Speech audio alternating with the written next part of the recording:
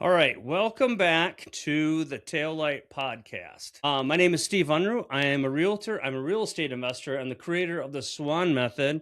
We're helping people sleep well at night as we discuss about buying, selling, and investing in real estate. So today I want to talk about something. I think the market has shifted. I really do. I want to talk about something in real estate investors don't want to hear, or other realtors don't hear. For example, I went on a show a client around the other night looking for houses, and I looked at 6 houses that were on the market for a considerable amount of time. All these houses were under $200,000, and they weren't on it for hours or just a couple days. They were on it for a couple weeks, and they weren't beat up homes. They were actually pretty decent homes, all under $200,000. There wasn't a fear of 17, 18, 20 offers, that big FOMO was coming around. There was nothing like that. We had time to make a decision, time to do what we wanted to do. And we even see this in the higher end houses as well. As we're not getting as many showings and they're sitting on market longer. So what I specifically want to get into is they're sitting longer. And so and some of these were, I could tell they were real estate investor properties. Some weren't kind of completed. So here's the deal. Here's what I think is going on. So in my opinion, as an investor, and this is going to bleed over to real estate as you buy or sell your home, is that cash flow as we know it may no longer work as we knew it in the past several years. The days of buying almost any property, throwing a tenant in it or jumping into it and watching magically appear over every month, largely over. You want the appreciation just kind of all of a sudden gradually just go up a lot and get our money back. Now, before you shut this off, I want you to let me tell you something important. This is actually good news, and we've been waiting for it for a while. It's got to adjust, and this is good stuff. So pay attention. Because while average investors and home buyers were getting frustrated, disciplined investors are positioning themselves for the next decade. So let's dive into that. What I mean by that. Disciplined investors are enjoying this moment because they know what's going to happen. They're going into more of a defensive position. So for years, investors enjoyed what many considered, fat times. It isn't the golden age. I think the golden age was like the 70s and 80s, but they were during this time that was really great. Interest rates are really low. Property values were rising high because people were money was coming out of the woodwork. Rent prices were increasing. They had the ability to pay the rent, and money was just flowing. It was great. But many investors mistakenly, here's the problem, mistakenly believed that this was normal. If they jumped in the game in 2019, they thought this is the way it was, but it wasn't. A major reason for strong cash flow opportunities was the massive amount of money that was injected into the economy. And that's called quantitative easing. When the government puts in a bunch of money to stop, money is fake. So they throw it into the economy. So let's simplify that a little bit. Quantitative easing is essentially when the government and central banks create money or print money, inject it into the financial system. And they did this with trillions of dollars. They threw it into the market. And so, of course, with that, asset prices rise. The stocks rise, homes rise, and of course, rents will rise, right? Everything rises. This is where many investors and home buyers and sellers got confused a favorable money environment with real estate genius, right? They thought they were smart. In reality, the tide was almost lifting every single boat as out in the harbor. Even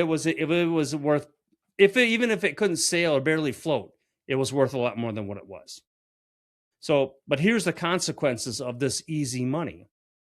One of the unintended consequences of easy money is that it changes people's behavior.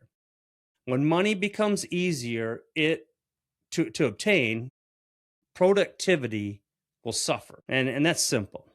Productivity will suffer because we as humans respond to incentives. You go out and you feel pain point You fix it, you alleviate it. But when you get things given to you, it's easy. And and then that's when people can survive or have survived without producing at the same level. And labor participation actually declined. Labor markets became distorted.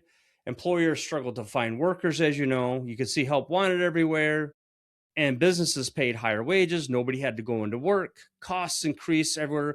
My regular $2 cup of coffee is now $6. That's just for regular. And those increased costs eventually flow downstream to real estate investors, home buyers, and sellers. And now today's real estate adventurers face higher insurance costs. I know my apartments do. Labor costs are higher. Got to hire somebody to fix them. That costs more. Material costs. I mean, remember that when a sheet of ply was $80? Property taxes. The government's going to get the money back that they printed. It's their money. It says right on the bill. And higher interest rates are going to be there, right? Because the 3% cannot go. They were losing money with 3%. And the maintenance costs will go higher because of labor and material. So what worked in 2018 isn't going to work in 2026. And any investor who refuses to acknowledge that reality is going to struggle. They're going to, the books of the past several years aren't going to apply what they are today. So the good old days, you could say, are over, but there's nothing new under the sun. It's not like we've never been here before. And so that was a time when you could, buy almost anything in the past several years. A bad house, ugly house, something that wasn't quite good, you could fix it up and you could make money with it. It didn't matter. Even if it was an average house, you'd make money. You're like, wow, I can't believe that house. I mean, how many times you heard that? I can't believe that house went for that. And people brag like they did something great. My house, it went for 30,000 over. Hey, you didn't do that. You could often make money simply because the market was moving up, and that's easy. And most never ever really developed. Most investors and homeowners and sellers really never developed some investing or financial real estate skills.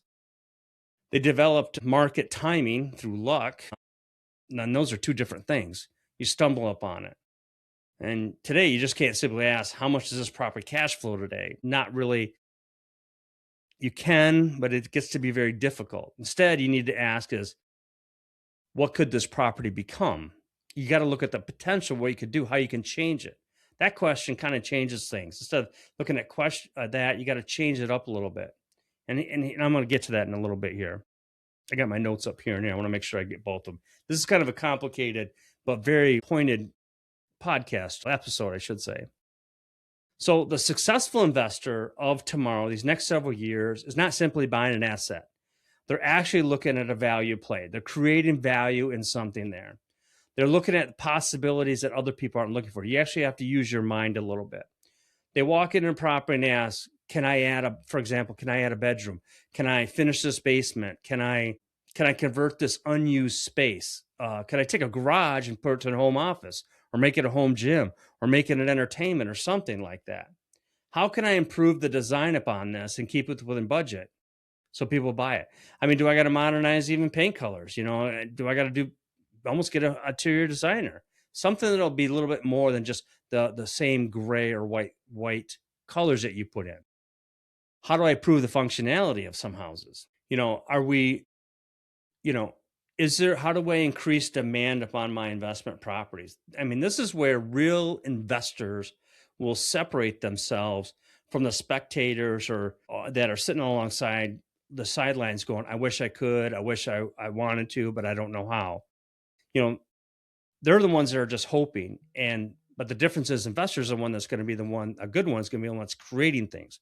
They're going to create the desire for them to be renting their property, right? Because they're doing something different. So the future now belongs to investors who know how to maximize every square foot for making it functional, for making it right. So people have desire to choose that house over the other one. So, for example, I touched on a little bit, but like a garage conversion. You take a garage that's attached to a house, and instead of just kind of redoing or don't do anything and say, hey, it's got a garage, you might see this as an additional bedroom or an entertainment room or something like that, or a guest suite. A lot of things are becoming mother-in-law suites. That's what I was trying to think of earlier. Mother-in-law suites. Those are becoming very, very popular now. So the question isn't what the room is, the question is what could the room be? Here's another one that was really talked about at a conference I went to is ADUs, or accessory dwelling units. They're becoming very popular. So how could I put that on on a property to make it worthwhile? And you can actually, in the state of Michigan, rent one of them out as long as you, the landlord, is living on the property. Now, think about that. If you had a homeowner and you wanted to rent it out, maybe it's one of your adult children, and it's a detached apartment, right? It's a tiny home or possibly mother-in-law suite, short-term rental, depends on where you're at. Now that one property becomes two, it's almost like a duplex without having the noise, just a very thin, layer between yourself and who else is living next door. So this is something to consider. It's more like creative thinking how you're going to utilize that property.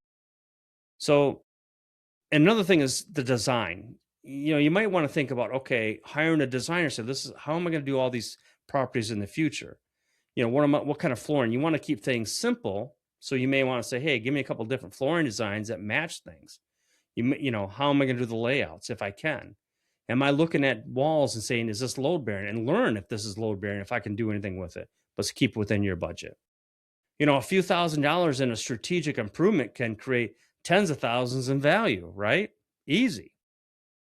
You may rent in square footage, but people don't rent in square footage. They rent an emotion because this is their home. It is their home. They rent how a place makes them feel. They don't rent for the square footage, but you may be doing that. And that's a good way to kind of look at things. But you got to look at, how can I make somebody feel about their home? So the most important asset is your mindset. And this may be the most important section of today's episode. I'm always about the mindset. It's about creating what's between the ears and applying it. So past several years, investors operated offensively. Everyone was asking, what is the other guy doing? What are they doing over there? You hear some guy that's way over here and he just caught 10,000 units, and all of a sudden, you don't feel like you're good enough. What market is hot? Am I going to jump over to, Georgia, Nebraska? Everyone's chasing everybody else around because they heard something. It's like the gold rush, but they don't know where the gold's at. And still people are afraid of missing out when, if we should have learned something from FOMO, it just leaves you kind of defeated and exhausted. And some people left broke. And fear is a terrible investment strategy. Fear is a terrible investment strategy financially and emotionally. It's physically and mentally exhausting. And it's financially crippling. It can put you in the poorhouse faster than almost anything else of fear, because it's emotion, and it's the wrong emotion to have. Because really, quite frankly, fear abandons your discipline and your training. It does. That's what fear does. Fear starts allowing you to ignore numbers, and you start overpaying. Your judgment's gone. You stop trusting people, and you start trusting your emotions based on fear. And that's a bad thing to have. I always call it like the devil's whispering in my ear. That's not good to have. You don't need to listen to him, but you need to think defensively.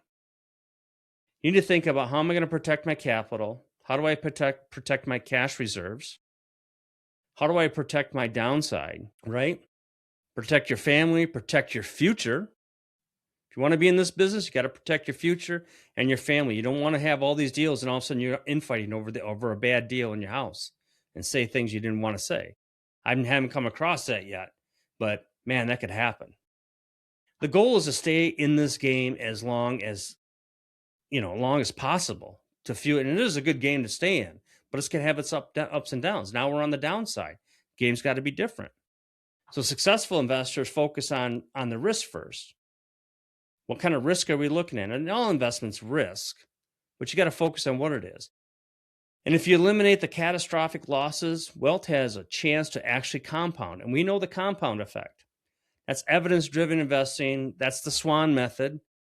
Sleep well at night. That is everything right there. So this is a great time to actually enter into real estate. Now, I'm going to say something a little bit contradictory, even though I did just say it's a great time to enter real estate.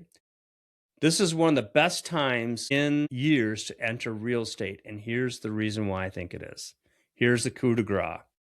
I don't speak French. I'm not even sure what that means, but here it is. I do know what it means. Because the easy money crowd is leaving. Everybody's running away from us. And when everybody runs away, Warren Buffett said that's when you should run in. And that's true. The people who thought investing was easy are becoming discouraged and they're out. Now the real players are staying. Competition is decreasing, opportunities are increasing. Disciplined investors thrive when others become fearful, right? Everybody is worried about these private equity firms taking over everything. And I will tell you, I wouldn't worry about that. And that's another thing that's probably contradictory. People say, well, you should be worrying about them. I don't think you should. Because buying a home from somebody else is also personal. You develop those relationships that you're going to be treated fair when you're doing this. That's everything. Every time I bought something from somebody, I developed a relationship with them. I just didn't come up and say, here's X amount of dollars, bam, thank you, get out, and everything else. It was a matter of networking. This is something that private equity firms won't be able to beat me on, or you, if you're a single person. And you don't need to have, and also corporations have to have tens of thousands of houses to actually do something with. You don't need that many to be financially free.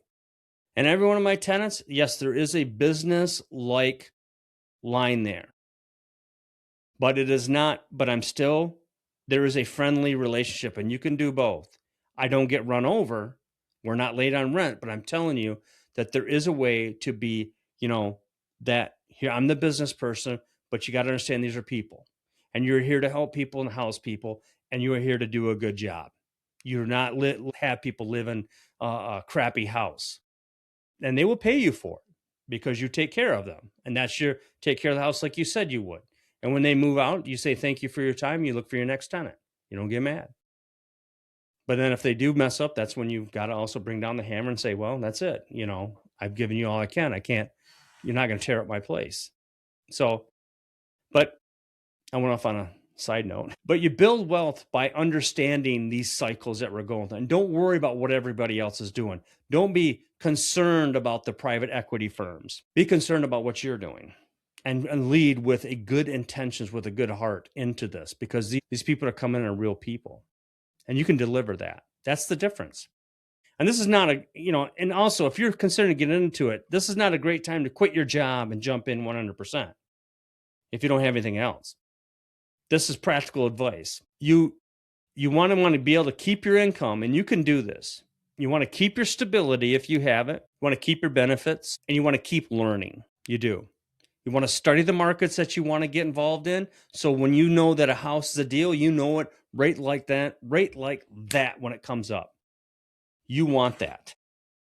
You want to study renovations. You want to know how much it costs how much it costs to do a full kitchen rehab. You want to study construction costs. I mean, this doesn't take very much. Financing. This isn't like it's a whole college course. You can make it one. I did, but that's how I am. I get nuts about things. I get super hyper focused on things. You may want to study things like ADUs, accessory dwelling units. Understand how property management works, whether you're going to use them or not. Some people swear by them. I don't. And you really want to become kind of dangerous with knowledge, but always be learning. This will build your assets by building, but you want to execute too. One property, then another, then another, and then another. You keep going on and on and on. And eventually you wake up one day and realize something incredible. You're like, oh my gosh, I have X amount of properties. I have 5. And that's going to blow your mind away. And that's going to change your life.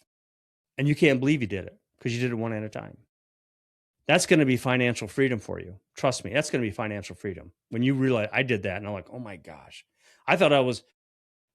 my first one, I thought I was like something else. I already thought I was a real estate mogul. And we all know that's not true, but I felt like one. I never thought I'd own like something like that ever. So the era of easy cash flow may be ending for now, right? But the era of the skilled investor is just beginning. The person that understands things, the person that's willing to invest in their future for their family's future to create value is just coming, and take advantage of it. Think of this as we are defensively becoming an investor. And we're going to be focused on the potential instead of the appearance of what it is, on the potential what a property is. And we're not going to let FOMO dictate our decisions, right? Most importantly, the future belongs to the investor who will understand that wealth is built slowly, deliberately, and strategically. There are times when it can be built fast, and you got to roll with that. When it's fast, we take it. When it's slow, we go slow. We learn continuously. We will change. As the market changes, we change with it. Be patient, but when it's time to hit the gas in a few years, we'll hit the gas. We'll be ready, right? And the goal necessarily isn't getting rich fast. I mean, that doesn't really work, because the people that got rich fast will also blow their money fast. You can, but you also got to be defensive. So stay tuned for future episodes of this. My name is Steve Uno. Thanks for joining me on the Tail Light Podcast. Until next time, I want you to keep moving forward, keep thinking about your next move, and even if all you can see are the taillights ahead as you're driving to work, think about your next investment. Have a great night, everyone. Bye.